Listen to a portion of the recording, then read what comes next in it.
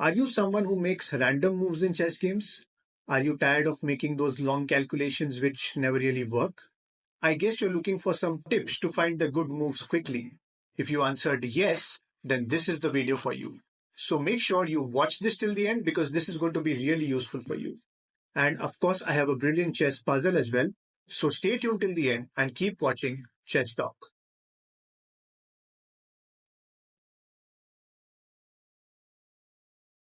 I'm sure most of you feel that chess is very complicated because it involves so much of thinking. You are already trying to find too many answers during a game, like what is my opponent thinking? What is the best move that I can play? Am I calculating correctly? Should I attack? Should I defend? Different strategies, tactics, ideas. So many questions you have. But hold on, are these the right questions to ask? Well, that's what we are going to focus on in this video. In this chess masterclass, I'm going to share with you a simple 5-step thinking process, and I can guarantee that if you follow this systematic approach of thinking, then you can easily take your game to the next level.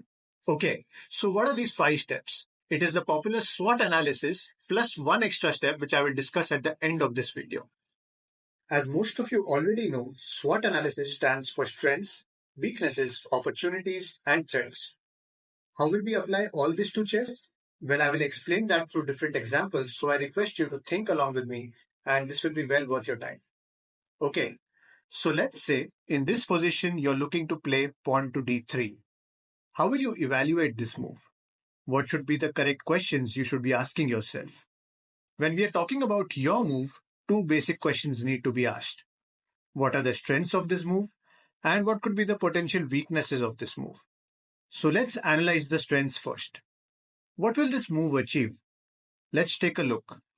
If you play this move, you can control these two squares, c4 and e4. You are consolidating the center by adding another defender to the strong e4 pawn. Another good thing is that you're opening up this diagonal for your bishop, which will help in developing it later on. Those are the strengths that we can see. Now let's look at the potential weaknesses.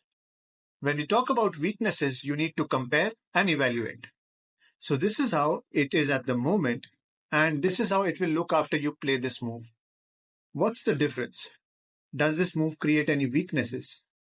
The obvious one is that you will lose control over these two squares, c3 and e3. Also, this knight becomes undefended, which makes it vulnerable to attack. Plus, this diagonal is also getting blocked, which will make this bishop less effective. And you can also say that your king is getting slightly exposed, which makes it a candidate for potential checks and pins on this diagonal. Now in this same position, let's try and evaluate another move. Let's say you're also thinking of playing bishop to b2. Same thought process, strengths first. What does this move achieve? It provides additional support to your knight. It provides support to your rook as well, which was undefended earlier. It develops your bishop on this long diagonal. Anytime you can launch an attack on the center after moving your knight. Okay, now let's find the weaknesses. What will this move no longer achieve? The only thing I can think of is that this pawn will lose a defender, but we still have other pieces guarding it, so it shouldn't be a problem. Another one is that this bishop will be undefended on this square, but we do not see any immediate threats as such, so that's also fine.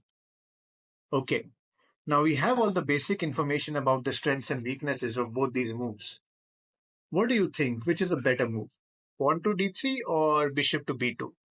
You can answer it in this poll by clicking on the I button above. I would think this should be an easy one, but still let me know in this poll. Look, there are always going to be some strengths and some weaknesses behind each move. Your objective should be to gather as much information as possible and use that as a basis for evaluating your moves. As you saw, we did not perform any calculations, neither did we think too far ahead. Our focus was mainly on the move at hand, and that's it. If you have this basic information, it becomes so much easier for you to decide whether you should play a move or not. Anyways, let's go a step further. Now we will see how to analyze your opponent's move, and that's where we need to discuss about opportunities and threats. Let's take a look at this game. The material is even, it's your opponent's turn, and he plays knight to e4. Just like we did earlier, we need to think in the same way, but this time it's for our opponent's move. So what are its strengths? What is this knight e4 move doing? Think along with me. He's centralizing his knight, so that's good for him. It's well protected. You do not have any pawns to attack it, so it will be difficult for us to push him back. This knight is now attacking these 8 squares, and out of all these, we need to be particularly careful about knight f2 and knight g3, but at the moment, we have them well covered. Also, if you notice, by moving this knight, black has opened up this diagonal for his bishop, making it a more active piece. Let's do a final check. Are there any immediate captures or attacks that he has against us? Well, his knight can capture this pawn, but it is well defended. He can take this knight, but that is also well covered. So you can safely say that there are some things you need to watch out for in the future maybe, but there are no immediate threats as such. Now let's look for any opportunities. For that, we need to find the weaknesses of this move. Has he left behind any holes in this position? Let's find out. Compare and evaluate. Earlier his knight was guarding these 8 squares. He's not doing that anymore. So can you find an opportunity here? I guess you found it already.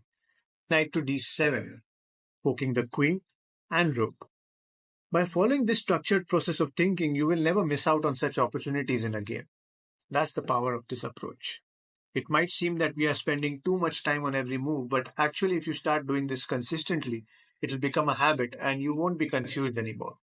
You won't make any blunders, and that's a big improvement already. Anyways, let's go a step further and look at another example. But before that, I wanted to give you a quick update about our membership program. The good news is that we have now added a new level of membership for just 59 rupees a month, which is like even less than $1. So if you want to become a member, or even if you want some more details about this, you can check it out by clicking on the join button right below this video. Okay, coming back to the game. In this position, your opponent plays pawn to d4, attacking your knight. Again, let's follow the same thought process. What are the threats here? The obvious one is that he's threatening to capture your knight. And I've seen many players make a big mistake in such positions. As soon as they see any of their pieces being attacked, they immediately start thinking of defending it. They don't analyze any further, and that's a problem. You need to stick to the same process. This is just one of the immediate threats. Have you even thought about the opportunities you have? Is there any weakness that black has left behind? Let's compare and evaluate. He has weakened his control over these 2 squares which this pawn was guarding earlier. Another point is that this move might result in pawn exchanges and soon we might have an open center. And considering this black king is still in the middle, this is not necessarily good for black. Okay, what else? Can you see this pawn? As a result of this move, this pawn is now fully exposed. Can we launch an attack on this undefended pawn? Of course we can. Our bishop is attacking this diagonal, so we can simply gobble up this pawn, and on top of that, it's a check.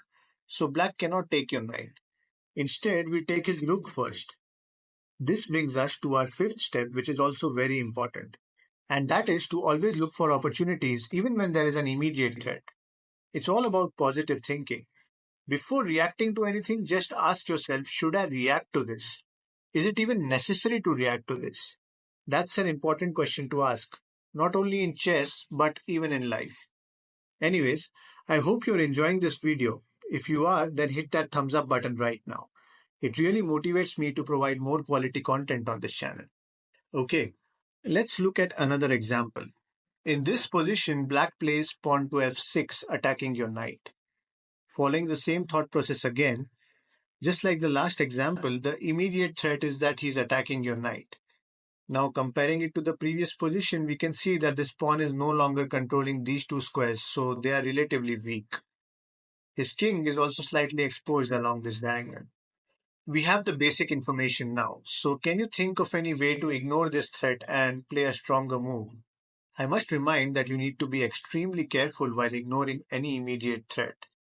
If you play a random forcing move like bishop b5 check, then you will be in trouble because black can simply block with his pawn and now you have 2 pieces under attack. So if you're ignoring a threat, then you need to have a powerful counter attack. So please double check before taking any risks. Okay.